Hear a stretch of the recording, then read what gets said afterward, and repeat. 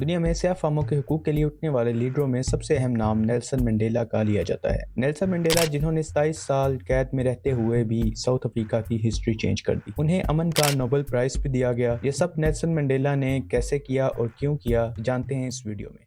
لیکن اس سے پہلے اس ویڈیو کو لائک کر لیجئے اور چینل کو لازمی سبسکرائب کر لیجئے۔ ویڈیوز کے نوٹیفیکیشن کے لیے بیل آئیکن کو بھی پریس کر لیجئے۔ 18 جولائی 1918 میں نیلسن منڈیلا ساؤتھ افریقہ کے ایک گاؤں مویزو میں پیدا ہوئے۔ انہیں ان کی فیملی کی طرف سے رولی الہلا منڈیلا کا نام دیا گیا۔ نیلسن منڈیلا کے والد گیڈلا منڈیلا ایمبو قبیلے کے سردار تھے، جو کہ نیلسن منڈیلا کی 12 سال کی عمر میں وفات پا گئے۔ نیلسن منڈیلا کے والد کی وفات کے بعد نیلسن منڈیلا کے والد کے ایک دوست جو کیونو سٹی میں رہتے تھے، انہوں نے نیلسن منڈیلا کی پرورش کی۔ انہوں نے منڈیلا کو اپنے بیٹوں کی طرح ہی رکھا۔ منڈیلا نے اپنی تعلیم کا آغاز بھی کیونو کے ہی ایک کرسچن اسکول سے کیا۔ کرسچن اسکول کی وجہ سے تمام بچوں کو ایک کرسچن نام سے جانا جاتا تھا، جس کی وجہ سے ٹیچر کی طرف سے منڈیلا کو نیلسن منڈیلا کا نام دیا گیا۔ اسکول کے بعد نیلسن منڈیلا نے یونیورسٹی آف فورٹ ہیئر میں BA کے لیے داخلہ لیا، لیکن طلباء کی ایک تنظیم کے ساتھ یونیورسٹی کی فوڈ کوالٹی کے خلاف احتجاج کرنے پر نیلسن منڈیلا کو اس یونیورسٹی سے نکال دیا گیا۔ 1941 میں جب نیلسن منڈیلا اپنے گھر واپس آئے تو ان کی شادی ان کی مرضی کے بغیر طے کر دی گئی، جس کی وجہ سے وہ اپنے گھر سے بھاگ کر جوہانسبرگ چلے گئے۔ جوہانسبرگ میں انہیں مالی مشکلات کا سامنا بھی کرنا پڑا۔ انہوں نے سیکیورٹی گارڈ کی جاب بھی کی اور اس کے علاوہ کوئلے کی کان میں بھی کام کرتے رہے۔ کام کے ساتھ ساتھ نیلسن منڈیلا نے وکالت کی ڈگری بھی حاصل کر لی، اور وکالت کی پریکٹس کے دوران نیلسن منڈیلا کی مالی مشکلات میں کمی آئی، اور ان دنوں ساؤتھ افریقہ میں سیاہ فاموں کے ساتھ بہت ہی بدتر سلوک کیا جاتا تھا۔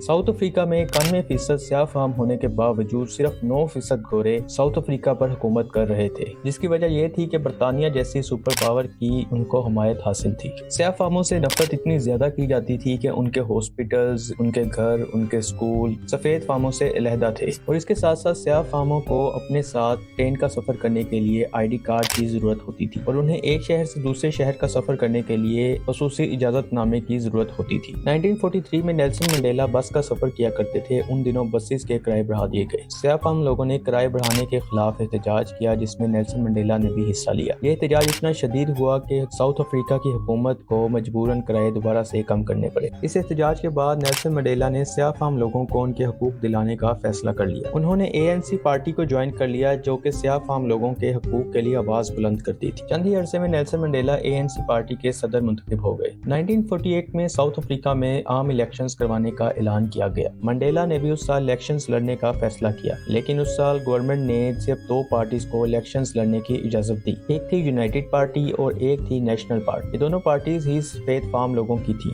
اس سال نیشنل پارٹی نے الیکشنز جیتے اور ملان ساؤتھ افریقہ کے وزیر اعظم منتخب ہوئے۔ ملان نے وزیر اعظم کا عہدہ سنبھالتے ہی اپنی کمپین میں کیے گئے وعدوں کے مطابق سیاہ فام اور سفید فام لوگوں کے درمیان شادی کو ختم کر دیا، اور اس کے ساتھ ساتھ ملان نے یہ اعلان کیا کہ اگر کوئی سفید فام کسی سیاہ فام کی زمین کو اپنے قبضے میں لینا چاہتا ہے تو وہ اسے وائٹ ایریا ڈکلیئر کر کر کسی بھی قانون کے بغیر اس کو قبضے میں لے سکتا ہے۔ اور اس کے علاوہ ساؤتھ افریقہ میں چرچز میں یہ اعلان کیے گئے کہ خدا نے سفید فام کو سیاہ فام سے اعلیٰ بنایا ہے۔ ان سب کے نتیجے میں نیلسن منڈیلا نے ANC پارٹی کی طرف سے ڈیفائنس موومنٹ چلانے کا اعلان کیا۔ ڈیفائنس موومنٹ ایک نان وائلنس موومنٹ تھی۔ یہ موومنٹ مہاتما گاندھی کے رول سے امپریس ہو کر بنائی گئی تھی۔ اس موومنٹ میں سیاہ فام لوگ گوروں کی طرح بغیر ID کارڈ کے ٹرین میں سفر کرنے کی کوشش کرتے، اور اس کے علاوہ وہ سفید فام لوگوں کی طرح بنا کسی اجازت نامے ایک شہر سے دوسرے شہر جانے کی بھی کوشش کرتے، اور وہ تمام حقوق لینے کی کوشش کرتے جو سفید فام لوگوں کو حاصل تھے۔ 1952 میں ساؤتھ افریقہ کی گورنمنٹ نے نیلسن منڈیلا اور ان کے 21 ساتھیوں کو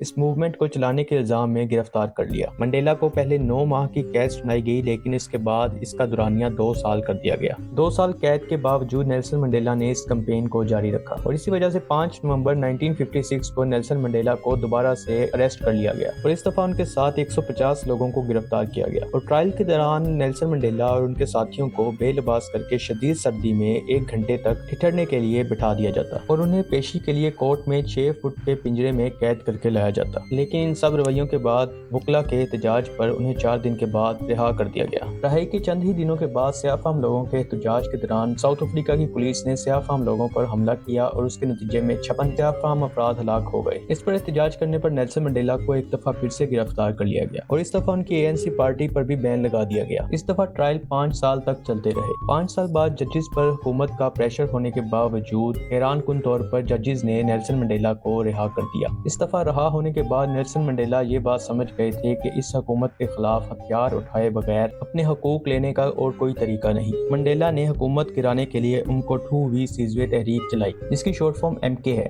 MK کے دوران منڈیلا انڈر گراؤنڈ ہو گئے اور وہ بیس بدل کر اپنی پارٹی کی میٹنگز میں آیا کرتے۔ حکومت نے کئی طرح سے منڈیلا کو اریسٹ کرنے کی کوشش کی لیکن اس دوران منڈیلا حکومت کے ہاتھ نہ آئے۔ منڈیلا نے ان میٹنگز کے دوران اپنی پارٹی کے لوگوں کو اس چیز پر آمادہ کر لیا کہ وہ ساؤتھ افریقہ کے بجلی گھروں اور سرکاری دفاتروں پر حملے کریں گے جس سے عام عوام کا جانی نقصان نہ ہو اور حکومت کے خلاف مشکلات پیدا کی جا سکیں۔ 16 دسمبر 1961 کو جوہانسبرگ، پورٹ الزبتھ اور ڈربن کے بجلی گھروں کو بم کے ذریعے اڑا دیا گیا۔ اس میں کوئی جانی نقصان تو نہ ہوا لیکن حکومت نے منڈیلا کو اریسٹ کرنے کی کوششیں تیز کر دی۔ منڈیلا جعلی پاسپورٹ بنا کر ڈفرینٹ ممالک میں اپنی تنظیم MK کے لیے امداد لینے کے لیے چلے گئے۔ لندن سے واپسی پر ساؤتھ افریقہ کی پولیس نے انہیں ایک کار میں سفر کرتے دوران گرفتار کر لیا۔ اس کار میں منڈیلا جعلی داڑھی لگا کر سفر کر رہے تھے اور ان کے پاس ایک نوٹ بک تھی جس میں انہوں نے اپنے تمام ساتھیوں کا نام لکھا تھا، لیکن منڈیلا نے اس کار کے خفیہ خانے میں اس نوٹ بک کو چھپا دیا جو کہ منڈیلا کے مطابق پولیس کے ہاتھ نہ لگی۔ اس دفعہ کورٹ میں منڈیلا پر 2 کیسز کے ٹرائل چلائے گئے۔ پہلا کیس حکومت گرانے کا تھا اور دوسرا کیس ساؤتھ افریقہ میں کیے جانے والے بوم بلاسٹ کا تھا۔ ان کیس کے ٹرائلز میں انٹرنیشنل میڈیا منڈیلا کی کوریج کرنے کے لیے آتا جس کی وجہ سے منڈیلا پوری دنیا میں مشہور ہو گئے۔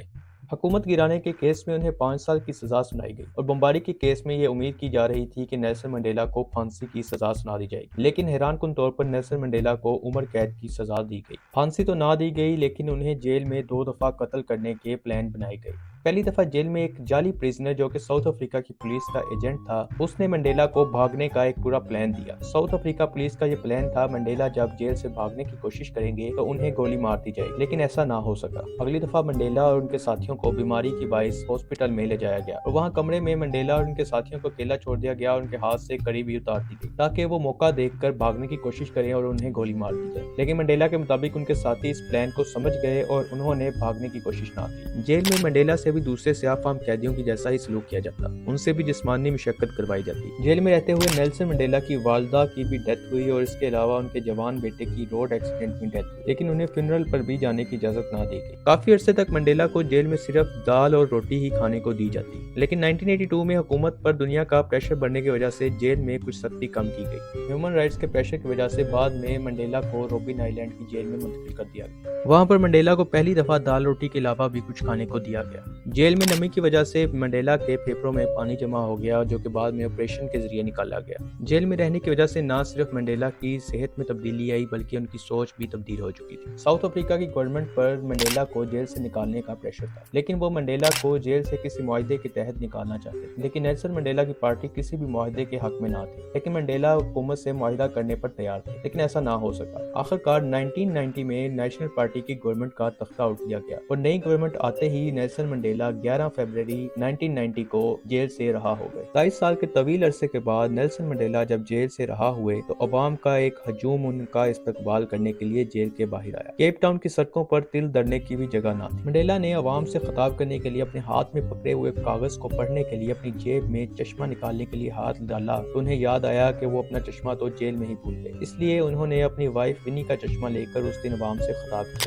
1994 میں ساؤتھ افریقہ میں جنرل الیکشنز ہوئے اور ان الیکشنز کے نتیجے میں نیلسن منڈیلا ساؤتھ افریقہ کے پہلے سیاہ فام پریزیڈنٹ منتخب ہوئے۔ منڈیلا پریزیڈنٹ بننے کے بعد بھی اپنی جیل کو نہ بھولے، وہ اکثر اپنی جیل کا دورہ کرتے اور جیل میں گزارے ہوئے دنوں کو یاد کرتے۔ 1993 میں نیلسن منڈیلا کو امن کا سب سے بڑا ایوارڈ نوبل پرائز بھی دیا گیا۔ نیلسن منڈیلا نے نوبل پرائز کے ساتھ ملنے والی رقم میں سے آدھی رقم غریب بچوں کے نام کر دی۔ منڈیلا نے 1999 میں پولیٹکس کو خیر آباد کہا اور اس کے بعد وہ اپنا زیادہ تر وقت اپنے آبائی شہر کیونو میں گزارتے۔ 2013 میں ان کا پھیپھڑوں کا مرض بڑھتا گیا اور اس کی وجہ سے وہ اپنی جان کی بازی ہار گئے۔ نیلسن منڈیلا اپنی لائف میں 2 دفعہ پاکستان بھی آئے، 1992 اور 1999 میں۔ 1999 میں نیلسن منڈیلا کو پاکستان کی طرف سے نشان پاکستان کا اعزاز بھی دیا۔ آج کی ویڈیو میں صرف اتنا ہی۔ ویڈیو پسند آنے کی صورت میں ویڈیو کو لائک کیجیے گا اور چینل کو لازمی سبسکرائب کیجیے گا۔ اگلی ویڈیو تک ہی امان اللہ۔